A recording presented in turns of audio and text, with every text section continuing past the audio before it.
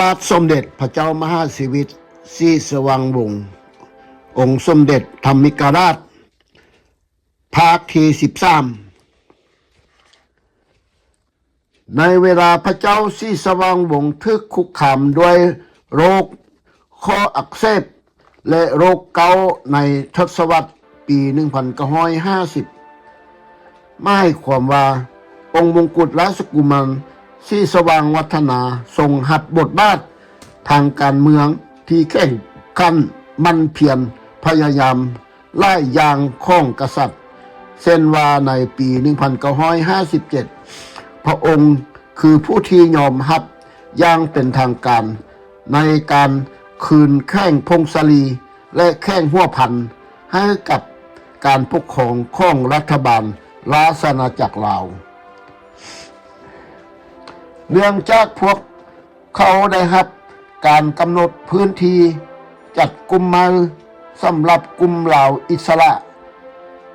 ศาสตร์นิยมแนวลาวฮักศาสตร์ที่เจนีวาในเดือนตุลาปี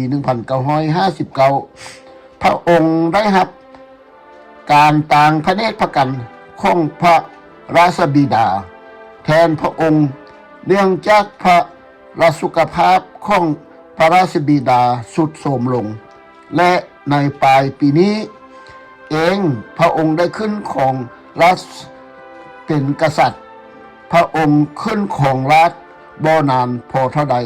ประเทศก็ดึงเข้าสู่สภาพวิกฤตการสงครามทางการเมืองที่ขยายวงกว้างออกโดยเริ่มจากการพยายามเข้ายึดอำนาจของกองทัพโดยมีนายพลภูมินอสวรรค์ในเดือนธันวาและจากนั้นร้อยเอกกองแลก่อการรัฐประหารในวันที่9สิงหาคม1960ซึ่งผลที่ตามมานั้นก็คือระยะยาวโดยบ่ได้ตั้งใจคือการทำลายล้างศูนย์กลางการเมืองลาวและมีการขยายอิทธิพลคอมมิวนิสต์ไปทั่วประเทศหลายครั้งในช่วงวิกฤตการณ์นี้นายกรัฐมนตรีขึ้นลงบ่แน่นอนมีแห่งกดดัน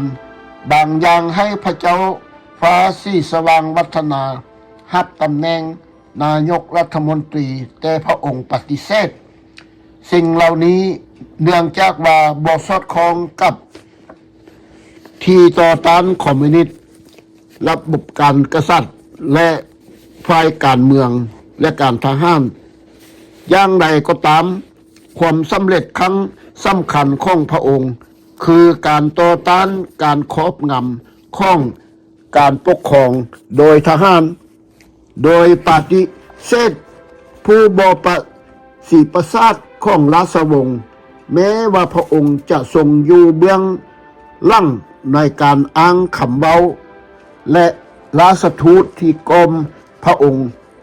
และด้วยเหตุนี้พระองค์จึงทรงอิทธิพลไล่ต่อวัฒนาการของเหตุการณ์ต่างๆแต่กษัตริย์ก็ทรงเป็นผู้สนับสนุนหลักนิติธรรมอย่างจริงจังตลอดช่วงวิธีกิจการและทรงเป็นผู้พิ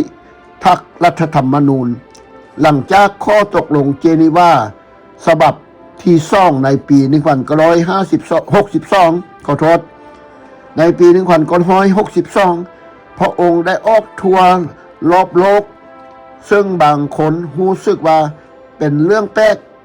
เพื่อยกระดับการสนับสนุนทางจากหลังจากให้ราชอาณาจักรลาวเป็นกลางของลาวจากนานาชาติในนั้นก็มี14ประเทศร่วมเซ็นสัญญาให้ลาวเป็นกลางพระองค์เชื่อมั่นว่าเนื่องจากมีชาวเวียดนามจำนวนล่วงหลายและชาวจีนจำนวนหลายขึ้นในลาวนับแต่ยังกับชาวอเมริกันมีเพียงการสนับสนุนจากนานาชาติเท่านั้นที่จะเห็นการดำเนินการตามข้อตกลงอย่างสมบูรณ์พระองค์เว้าทึกแต่ประเทศที่เกี่ยวข้องกับเราต่างมีวีระข้องตนที่ต้องปฏิบัติตามดังนั้น พระองค์จึงบ่สามารถหลีกเลี่ยงการถูกดึงเข้าสู่สงครามเวียดนามที่กว้างขึ้นได้ข้าพเจ้ามีโอกาสสำคัญที่จะทำหน้าที่เป็นสัญลักษณ์แห่งเอกราชเอกภาพของชาติที่สถาบันกษัตริย์พาดไปหลังจากการก่อตัวสำหรับเอกภาพของชาติในปี 1947 กษัตริย์จะทำหน้าที่เป็นสัญลักษณ์แห่งความสามัคคีของลาวได้ก็ต่อเมื่อพระองค์หากได้ย้ายพระราชวัง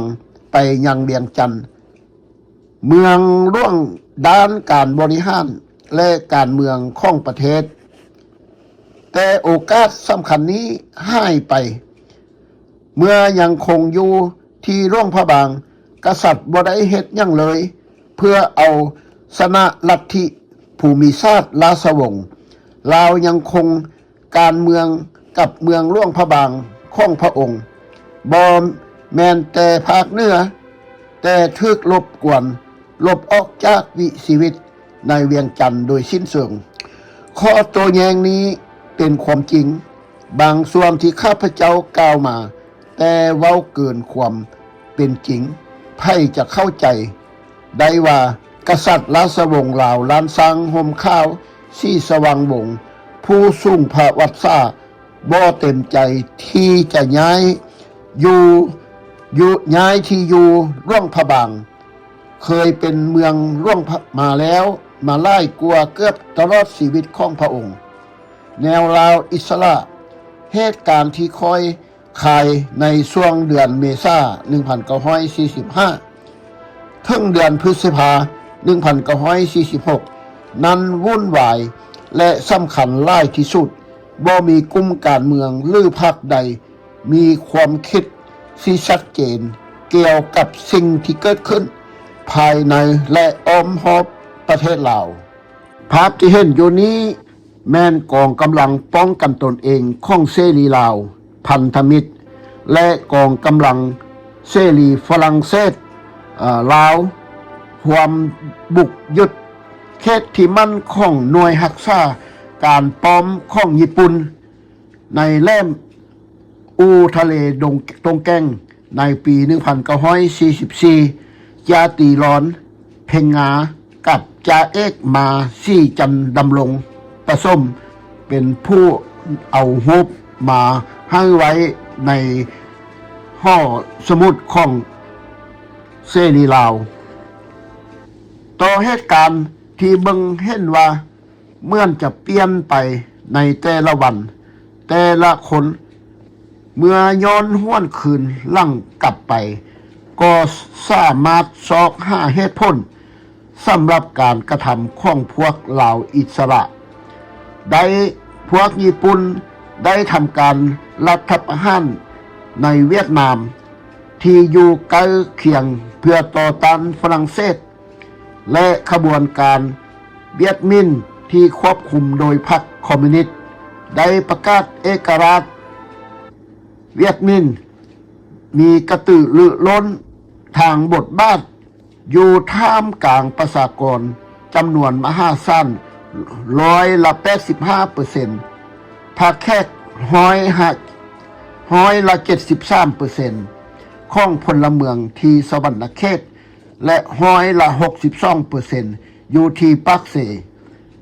และสร้างความตกตะลึงให้กับชาวลาวเป็นอย่างยิ่งพวกเขาเริ่มก่อกวนทางการเมืองอย่างแข่งขันทำให้ชาวลาวจำนวนล่วงไล่ย้านกว่าการยึดของเวียดนามในสภาวะที่ตึงเครียดและเข่งตึงเส้นนี้เจ้าเพชรสราชได้เสด็จลงไปเวียงจันทน์ในเดือนกรกฎาคมเพื่อปรึกษาพญาคำเมาวิไลเจ้าแข้งแห่งเวียงจันทน์ความรู้สึกต่างๆเพิ่มสูงขึ้นอย่างเผ็ดร้อนและการนองเลือดอย่างหุนแหงระหว่างลาวกับเวียดนามเป็นเพียงการหลีกเลี่ยงเท่านั้นการยอมจำนนของญี่ปุ่นในปลายเดือนสิงหาคม 1945 เหตุให้เกิดสูญเสียโอกาส ทางอำนาจอย่างหุนแหงในลาวซึ่งเจ้าฟ้าเพชรสราชเมื่อเทียบกับกองกำลังที่อยู่อ้อมหอบตัวท่านเองเช่นเวียดมินญี่ปุ่นทิ่มปืนไว้ให้เขาเพียง150 กระบอกเพื่อรักษาความสงบเรียบร้อยและคุ้มกันสาวฝรั่งเศสที่ทึกพวกเขาฝึกเวียกงานในหลวงพระบางทรงบัญชาการไล่กว่าทหารรักษาพระองค์ในวังเล็กน้อยแม้ว่าจะมีการจัดตั้งทหารรักษาพระองค์ทั่วราชอาณาจักรลาวตั้งแต่เดือนมีนาของปีนั้นแต่ส่วนใหญ่บ่มีอาวุธยุทโธปกรณ์ในขณะเดียวกันนั้นกองกำลังจีนคณะศาสตร์ได้รับคำสั่งจากผู้บัญชาการระดับสูงของพันธมิตรให้ยึดของทางเหนือของประเทศอังกฤษกำทางภาคใต้ในขณะที่หน่วยคอมมานโดของฝรั่งเศสและผู้สนับสนุนเสรีลาวของพวกเขาเสรีฝรั่งลาวและเสรีลาวกับพันธมิตรกำลังประจำการอยู่ในป่าราชอาณาจักรลาวที่ประกาศเอกราชในเดือนเมษายนจึงมีความเสี่ยงอย่างใหญ่หลวงท่านแอมแฟนผู้บัญชาการของฝรั่งเศสบ่ฮู้ถึงเจ้าสายเพชรราชได้ติดต่อกับพระราชวังในท้ายเดือนสิงหาและพระองค์ได้แจ้งให้กษัตริย์และองค์มงกุฎราชกุมารทราบว่าในข้อตกลงลับกับท่านชาร์ลส์เดอโกลกองกำลังอังกฤษที่ทรงโดยพันธมิตรกับเสรีลาวเพื่อยึดครองทางใต้ได้รับคำสั่งให้ช่วยเหลือกองกำลังฝรั่งเศสและผู้นำสนับสนุนเสรีลาวฝรั่งเศสแอมแฟนแจ้งต่อศาลด้วยว่าเดอโกลเตรียมพร้อมที่จะเจรจาเรื่องเอกราชของลาวในอินโดจีนความกังวลหลักๆของศาลคือการที่ลาวที่เป็นเอกราชบ่สามารถปกป้องตนเองจากเพื่อนบ้านได้หากบ่ได้รับการสนับสนุนจากนานาชาติและการยอมรับซึ่งในเวลานั้นยังบ่เกิดขึ้นสมเด็จเจ้าฟ้าศรีสว่างวัฒนาองค์มงกุฎราชกุมารได้ทรงแสดงทัศนะต่อผู้นำกลุ่มลาวอิสระคนหนึ่งในหลวงพระบางพญาคำพุ้ยบุพาบ่นานก็มายึดอำนาจของลาวอิสระในสถานการณ์ปัจจุบันลาวควรอยู่ภายใต้อารักขามาของฝรั่งเศสพญาอูทองสุวรรณวงศ์หรือผู้อารักขายุคใหม่ของสหรัฐอเมริกาพญาอุ่นสนานิกรหรือเครือขั้นใสณเวียงจันทร์เมื่อเราแข่งแกร่งพอและร่ำรวยพอแล้วเราก็จะแข่งแกร่งขึ้นและเป็นอิสรภาพอย่างเต็มเปี่ยมแต่ถ้าเราปั่นป่วนอ่อนแอเพื่อเอกราชในตอนนี้อย่างที่แนวลาวอิสระเหตุการณ์ต่อต้านแสดงว่ายังบ่แข็งแกร่งพอสำหรับเรื่องนี้เพราะมีประเทศเพื่อนบ้านตัวอย่างเวียดนามที่กลายเป็นประเทศใหญ่ประชากรหลายกว่าแถมยังต้องการเมืองขึ้นก็บ่แปลกประหลาดที่ยากยึดของลาวในอนาคตข้างหน้า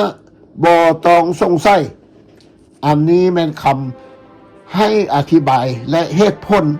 ของพญาอุ่นสนานิกรผู้นำรักษาที่แท้จริงและผู้นำเสรีลาวก้าวสู่สวยจากพันธมิตรเสรีนิยมกษัตริย์จึงตัดสินใจยกเลิกการเรียกร้องเอกราชโดยมีเงื่อนไขว่าจะต้องเจรจา ความสัมพันธ์ลาวฝรั่งเศสไหมการติดต่อสื่อสารที่ไววาระหว่างร่วงพระบางและเมืองร่วงเวียงจันทน์ในเวลานี้เป็นไปอย่างยากลำบากบ่มีโทรศัพท์มีแต่โทรเลขที่สามารถผ่านฮานอยได้แต่บ่ปลอดภัยเส้นทางแม่น้ำและทางบกใช้เวลาหลายมื้อหลายวันคันถึงวันที่7เดือนกันยาปี 1945 สมเด็จเจ้าเพชรสราชได้กราบบังคมทูลกษัตริย์ตัดสิ้นพระทัยของกษัตริย์เกี่ยวกับความต่อเนื่องของลาอาราคาฝรั่งเศสเหนืออยู่ในศูนยากาศทางอำนาจที่ป่าไว้จากการล้มสลายของการปกครองของอาณานิคมและการยอมจำนนของจักรพรรดิญี่ปุ่นจิตใจชาตินิยมที่ได้ถูกปลุกฝังอย่างระมัดระวังโดยชาวฝรั่งเศสนั้นตั้งแต่ปี 1941 ได้ระเบิดขึ้นได้รับการสนับสนุนโดยการเคลื่อนไหวทั่วโลกต่อต้านอาณานิคมในวันดาที่ชาวลาวควรรู้สึกดังกล่าวได้แลนกระแสฟองที่มาแหงที่สุดอยู่นครหลวงเวียงจันทน์และในเดือนสิงหาผ่านมาภายหลังที่จักรพรรดิญี่ปุ่นปลดอาวุธยุทโธปกรณ์กลุ่มคนลาวเป็นลาวหรือลาวเพื่อลาวได้จัดกองประชุมอยู่สนามกีฬาและนี้แม่นการล่วงละเมิดที่ได้กลายเป็นลาวอิสระความหวังของพวกชาตินิยมลาวและเจ้าเพชรสราชได้ถูกยึดมั่นโดยคำสัญญาของอเมริกันสมัยสงครามที่ว่ายุคแห่งจักรพรรดิได้หมดสิ้นไปและโดยเจ้าหน้าที่องค์การสืบราชการลับ OSS ของอเมริกาที่ได้เคลื่อนไหวอยู่ประเทศไทยสยามในวันที่8เดือนกันยาปี 1945 ได้ให้คำมั่นสัญญากับเจ้าเพชรสราชและเครือขั้นไสณเวียงจันทน์พญาอุ่นสนนิกรหรือขุนสนนิกรว่าจะบ่มีฝรั่งกลับมาอีกแล้วตอบสนองต่อแนวคิดชาตินิยมที่มีต่อประเทศชาติลาวที่เป็นเอกภาพที่เฮาเอิ้นว่าเสรีลาวได้กลายเป็นลาวเสรีภาพเป็นเอกภาพเอกราชของชาติไทยลาวทั่วเขตแคว้นดินแดนแห่งชาติพันธุ์อันกว้างใหญ่ไพศาลกับผู้ปกปักรักษาของอเมริกาสมัยใหม่อีกรูปภาพหนึ่งที่แสดงให้เห็นว่าเจ้าสุภานุวงศ์และเจ้าสุวรรณภูมิมาอายน้องลงนามในข้อตกลงร่วมรัฐบาลปี 1957 พญาบงศ์สุวรรณวงศ์ยืนอยู่ข้างหลังพวกซ่องไอ้น้องทันทีนี่คือความหมายที่ชัดเจนว่าซ่องไอ้น้องมีแผนการลึกลับอันใดบ่ฮู้แต่ว่าเนื้อในเซ็นสัญญานั้นให้เบิ่งตามข้อตกลงในปี 1957